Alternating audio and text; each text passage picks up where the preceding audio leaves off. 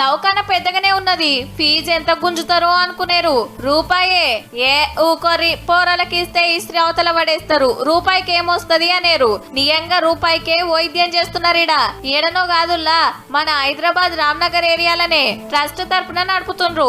జ్వరం వచ్చినా, కడుపు నొచ్చినా, కాలు గుంజినా, గర్భిణీలకైనా, ఏండ్ల సందున్న బీమార్లకైనా రూపాయికే వైద్యం చేస్తారట. అది కూడా దవాఖానోళ్ళు తీసుకోరు, కౌంటర్లో పెట్టిన గీ గల్లెలెయ్యాలి. అంతకంటే ఎక్కువ ఇస్తామంటే మీ ఇష్టం. 18 మంది డాక్టర్లు ఉన్నారట.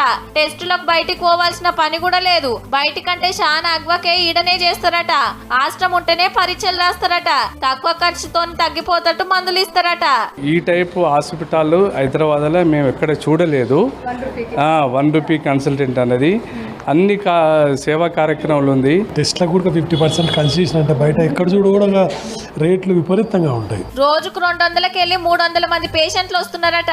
దవాఖాన్ల షరీక్ అయితే బెడ్ ఛార్జీలు కూడా ఫ్రీనే. పేషెంట్లకు ఎన్కెమట వచ్చిన వాళ్ళకు కూడా ఇంట్లోనే ఉచితంగా టిఫిన్లు, భోజనం పెడుతున్నారు. దవాఖాన కట్టించింది గీసారే. పేరు గంగాధర గుప్తా. ట్రస్ట్ తరపున డాక్టర్లకు జీతాలు ఇచ్చుకుంటా పేషెంట్లకు మంచి వైద్యం చేపిస్తున్నాడు. ఇక్కడ తగ్గలేదు అనే వాళ్ళు లేరు.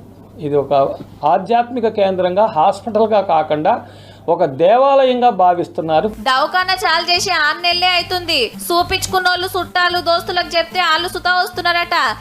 రేపు ఇంకిన్ని వైద్య సేవలు తీసుకురావాలి, ఇంకింత మంది పేదలకు వైద్యం చేపియాలని చూస్తున్నారు. పెద్ద పెద్ద బిల్డింగ్లు కట్టి వేలు లక్షలు గుంజే కాలంలో రూపాయి వైద్యం చేస్తున్నాడంటే మస్తు గ్రేట్ కదా.